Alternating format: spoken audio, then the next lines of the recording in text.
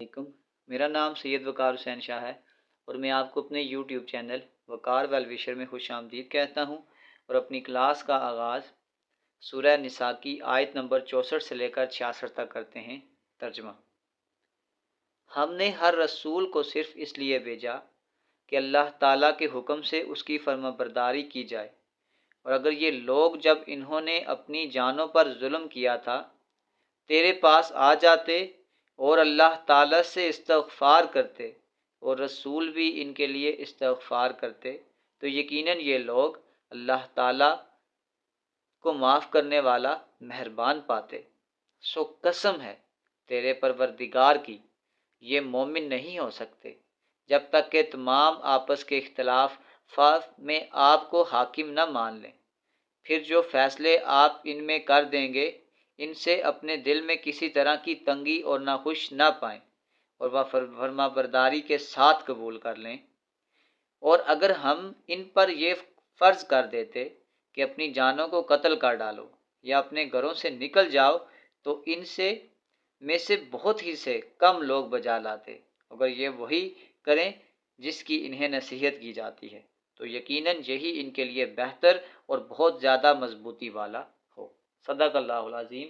प्यारे बच्चों, आज की क्लास में एक्सरसाइज 9.1 क्वेश्चन नंबर 10 को सॉल्व करेंगे। तो वीडियो को शुरू करने से पहले कमेंट सेक्शन में लाजमी बताएं कि आप हमारी वीडियो कहाँ से देख रहे हैं और आप किस कॉलेज में पढ़ते हैं। तो चलते हैं अपने क्वेश्चन की जानिब। Question number 10, find the equation of parabolic portion. हमने इक्वेशन ऑफ पैराबोलिक फाइंड करनी है। Portion of archway if parabolic archway है द डायमेंशन गिवन बिलो। सबसे पहले अब आपने ये चीज़ याद रखनी है कि अगर आपके पास ये एक्स एक्सिस है और ये वाई एक्सिस है, इसका मतलब है कि यह यहाँ पे इस जगह पे ये क्या है, ये ओरिजिन है 0,0। अब बुक में क्लियरली मेंशन है कि जो यहाँ तक आपकी डिस्टेंस है ना, ये आपके पास 3 फीट है। अब देखें यहाँ पे ये 0 है, इसका मतलब जब यहाँ से हम नीचे आएंगे तो इसका मतलब जब वाई एक्सिस माइनस की तरफ डाउन जाएगा तो इसका मतलब ये हो गया कि ये वाला जो आपके पास इसका वर्टेक्स आ रहा है वो आपके पास आ जाएगा 0,-3। तो इसका जो वर्टेक्स एग्जैक्ट आ जाएगा वो आपके पास x में 0 है और y में आपके पास आ जाएगा -3। ये वाला जो पोर्शन है ये आपके पास इसका वर्टेक्स है। अब एक और चीज़ जो बहुत इंपॉर्टेंट है कि जो यहाँ से लेकर यहाँ तक की जो लेंथ है ये क्लियर बुक में मेंशन है कि ये आपके पास 12 है और इसको हम बोलते हैं लैटिस रेक्टम। अब ये वाला जो अगर हम इसकी जनरल इक्वेशन लिखें, अगर ये ओरिजिन से पास होता तो फिर जो इसकी इक्वेशन बननी थी वो आपके पास ये थी x² = -4ay। क्योंकि ये ओरिजिन से पास नहीं हो रहा, ये यहाँ से पास हो रहा है, इसका मतलब है कि ये शिफ्टेड पैराबोला है। और अगर आपके पास शिफ्टेड पैराबोला हो तो जो उसका वर्टेक्स होता है उसके जो पॉइंट होते हैं वो होता है h, तो इसके वर्टेक्स के पॉइंट थे 0, -3। तो फिर हम कह सकते हैं कि आपके पास h = 0 है और k = -3 है।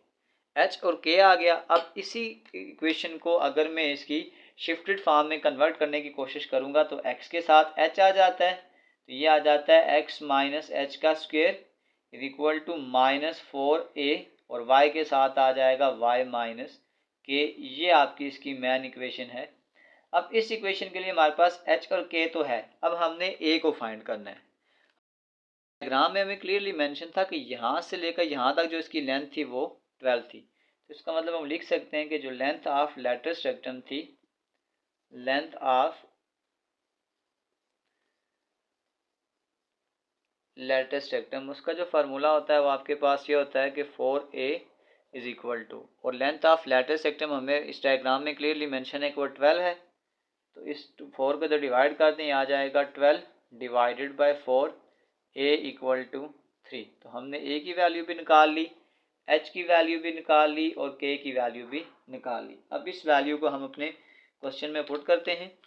तो यहाँ पे अब ये आ जाएगा x - h की जगह आ जाएगा 0 का स्क्वायर = -4, a की जगह आपके पास आ जाएगा 3, y - k आपके पास है -3। तो ये आपके पास आ जाएगा x² 4 3 = 12 ये आ जाएगा y माइनस माइनस प्लस 3। तो ये आपके पास हमारे पास इसका फाइनल आंसर है। तो हम कह सकते हैं कि इक्वेशन ऑफ पैराबोलिक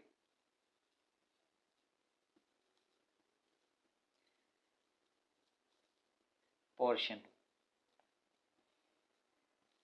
इसी के साथ हमारी एक्सरसाइज 9.1 कंप्लीट सॉल्व हो चुकी है। आखिर में मैं एक प्ले लिस्ट लगा दूंगा, उस प्ले लिस्ट में जाकर आप किसी भी वीडियो को विजिट करना चाहें तो आसानी से विजिट कर सकते हैं।